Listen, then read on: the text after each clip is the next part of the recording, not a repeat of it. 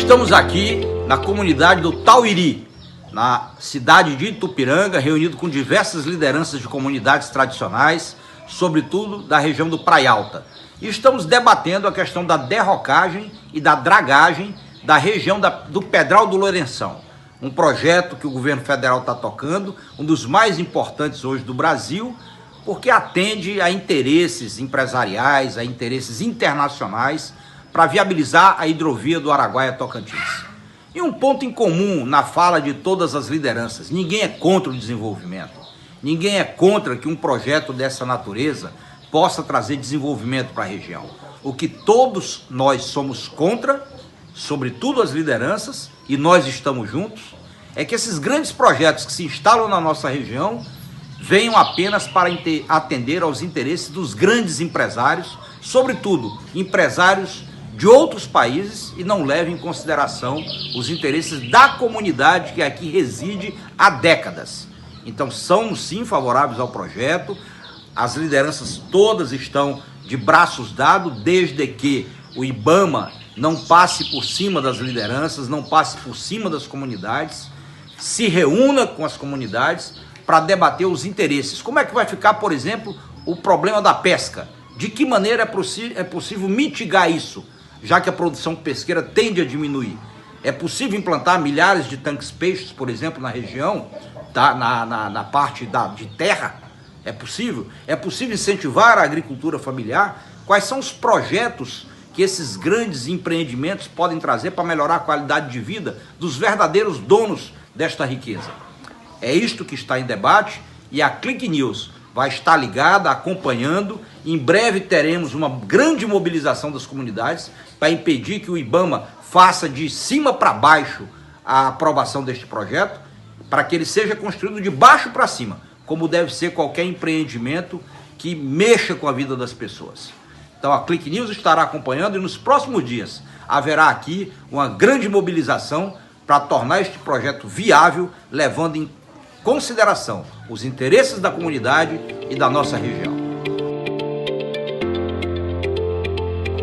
Hoje vamos abordar um tema dos mais importantes.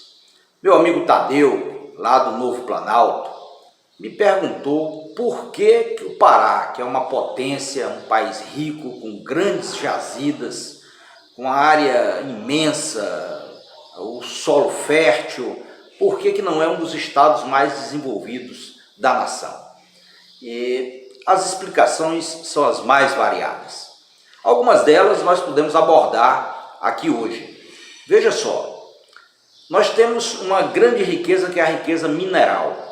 Lamentavelmente, essa riqueza ela não se traduz numa qualidade de vida como deveria ser, por exemplo, como é na Austrália, né, no Canadá, em outros países, nos Estados Unidos, em outros países que têm grandes jazidas minerais.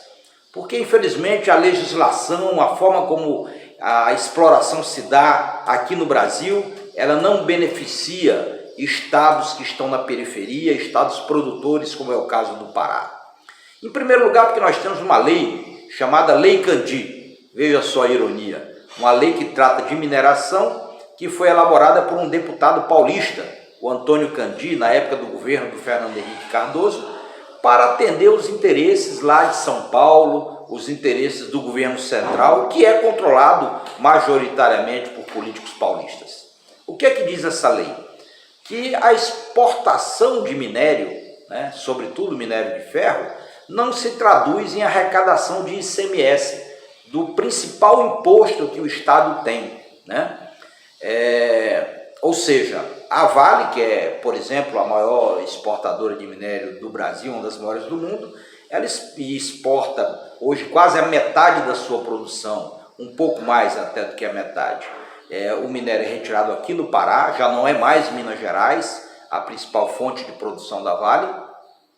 Eles exportam e praticamente não pagam nada de ICMS. Ao contrário, quanto mais eles exportam, compram maquinários aqui para as suas instalações industriais, eles se creditam de ICMS junto ao governo do estado, eles passam a ter um crédito de ICMS, eles deixam de pagar e ainda passam a ter um crédito. É um negócio absurdo, né?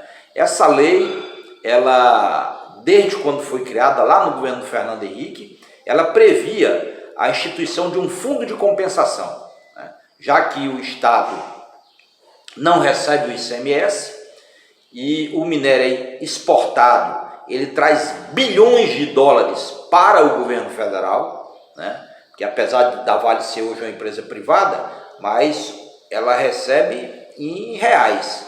Os dólares vêm para o governo federal, que aumenta as suas reservas no Banco Central, as chamadas reservas cambiais, para preparar o país para qualquer crise. Então, o Estado pouco recebe, era para ter esse fundo. Esse fundo nunca foi definido com regras criadas. A gente fica sempre dependendo da boa vontade do governo federal para poder repassar parte dos recursos que a gente deixa de arrecadar com a exportação mineral.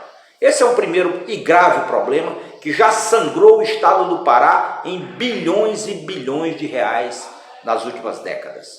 O segundo problema é que não há por parte da empresa Vale o interesse de verticalizar a produção mineral, de industrializar o nosso minério para a produção de placas de ferro, de aços laminados, né, e de vários outros produtos perfis e de vários outros produtos siderúrgicos. E por que ela não tem esse interesse? Porque ela fornece essa matéria-prima para grandes indústrias que produzem isso. Quer dizer, então, ela não quer concorrer com os clientes dela e inventa uma série de conversa fiada, de que não tem viabilidade, quer dizer, e ela consegue praticamente ser um estado dentro do estado do Pará, com suas regras próprias, com sua vontade própria, né? E acaba relegando o povo paraense a uma condição de estar num estado que é apenas um almoxarifado de bens minerais, né? Apenas armazena isso para poder retirar, mandar para o Japão, para a China, para os Estados Unidos, para o Canadá e para outros países do mundo que industrializam lá esse minério e depois nos vendem a preços muito maiores, né? Eles agregam o valor e faturam, tem um lucro extraordinário em cima da gente. Então essa sinuca de bico que a gente está colocado no plano da mineração impede dramaticamente o estado do Pará de se desenvolver. Eles são ainda mais audaciosos, né? A Vale, ela tem um poder extraordinário. Eu não sou daqueles radicaloides que nega a importância de uma empresa como a Vale. Não, eu diria que aquela região ali da Flona de Carajás, da Floresta Nacional de Carajás, se não fosse a Vale, talvez já estivesse toda devastada. As tribos que lá habitam estariam com sua cultura praticamente destruída. Então isso aí a gente tem que reconhecer. A Vale cumpre também um papel positivo na região, né? Os seus funcionários lá são bem remunerados, mas a contribuição dela para o desenvolvimento do estado é muito pequena, é pífia, né? Diante das necessidades do povo paraense. Esse é um primeiro grande gargalo, o problema da produção mineral. Outro grande gargalo é que o Pará é cortado por rios, né? Já temos duas grandes hidrelétricas funcionando no nosso território, aqui em Tucuruí e lá em Belo Monte. E também o ICMS, que é cobrado em cima da energia que é gerada nessas hidrelétricas, essa energia é exportada para o Maranhão, para vários estados do Brasil, e quem ganha o ICMS são os estados que compram a energia, revendem para os seus usuários e ganham o ICMS, né? Não por acaso, o Pará, né, cobra um dos ICMS mais caros na energia elétrica do Brasil, porque como ele não ganha muito, não é bem remunerado pela produção da energia, e o Estado não é remunerado de ICMS por causa da Lei Candir com a produção mineral, precisa arrecadar, tem no consumo da energia pago pelo consumidor, pelo empresário, pelo pequeno, pelo morador, pelo desempregado, tem no ICMS da energia elétrica, uma das suas principais fontes de arrecadação. Por isso que entra governo, sai governo, ninguém altera essa alíquota, né? Pessoal aí que fica na oposição, fica fazendo demagogia, exigindo que o governador baixe o ICMS da energia elétrica, mas nenhum governador vai baixar, nenhum baixou e nenhum vai baixar. Seja ele do PT, do PMDB, do PSOL, do PSDB ou qualquer um outro que entrar, quer dizer, porque tem no ICMS da energia elétrica uma das suas principais fontes de arrecadação, porque nós não faturamos com a energia que a gente produz e exporta da mesma forma que não faturamos com o minério. Então esse é um segundo gargalo importante que atravanca o desenvolvimento do estado do Pará. O outro problema é a produção pecuária, que é muito grande aqui no Pará, mas infelizmente ainda muito pouco dotada do uso de tecnologia.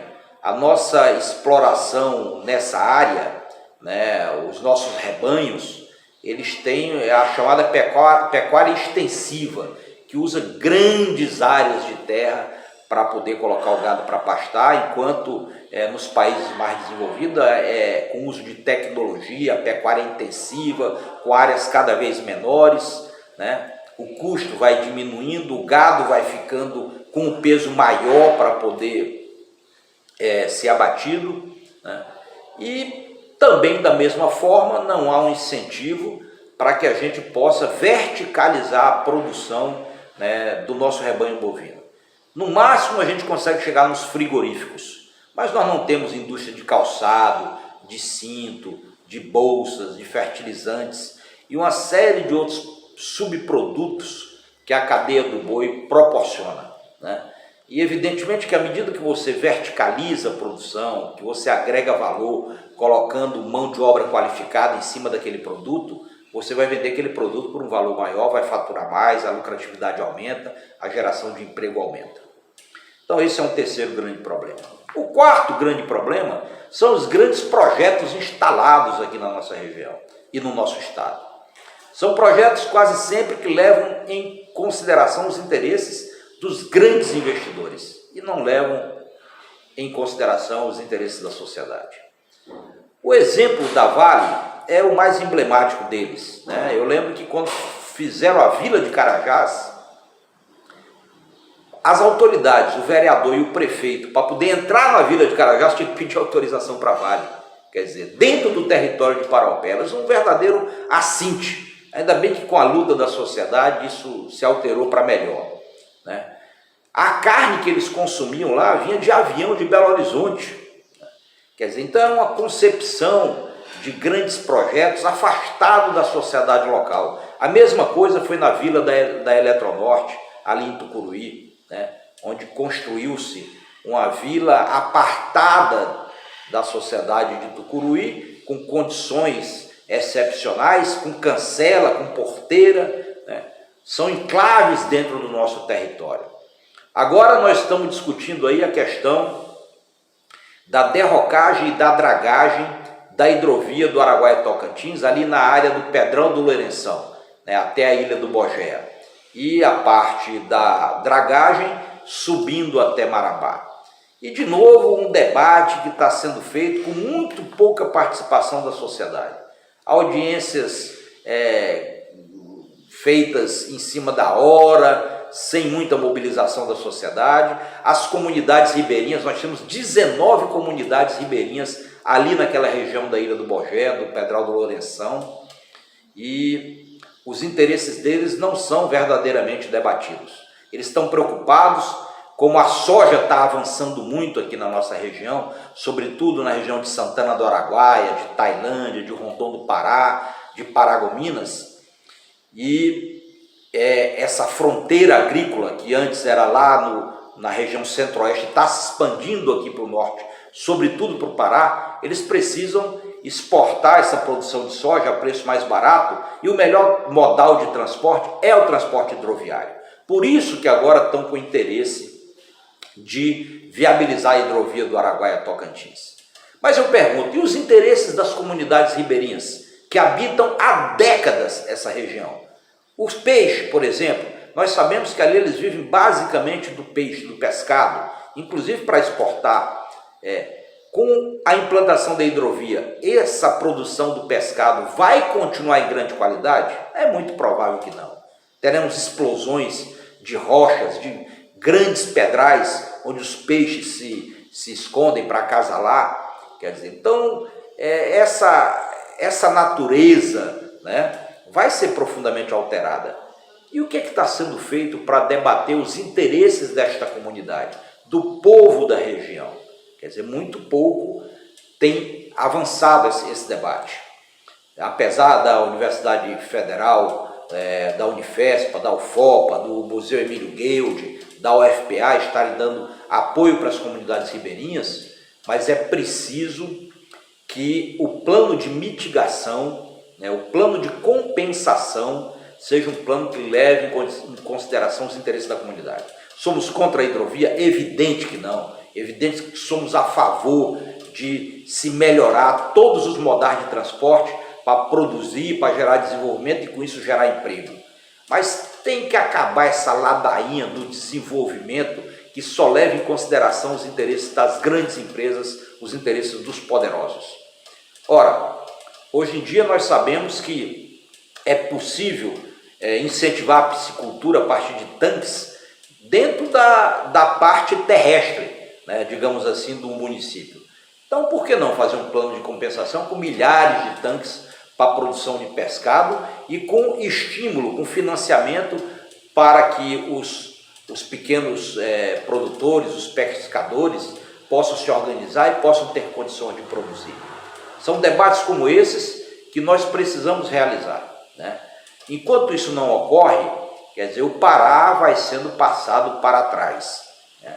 Temos que fazer um debate amplo, né? É preciso que a gente diminua os conflitos, as brigas que existem, né? Para que a gente possa verdadeiramente unir o setor produtivo, unir os trabalhadores, unir as entidades, unir a classe política em torno de um plano de desenvolvimento que permita ao Pará explorar suas riquezas minerais, explorar seus rios, explorar seu rebanho, explorar sua beleza turística, que é fantástica, né? E possamos com isso produzir emprego e renda para o nosso povo. Então, meu amigo Tadeu, são essas as explicações que eu gostaria de dar, né? Acrescentar esses itens para o debate e dizer que nós estamos aqui aguardando a sua sugestão, o seu pedido, para que a gente possa dissecar os temas aqui na Clique News, sempre às terças, quintas e sábado, 12h30, na Clique News, debatendo, se informando, para que a gente possa tomar decisões melhores na nossa vida. Um grande abraço para você.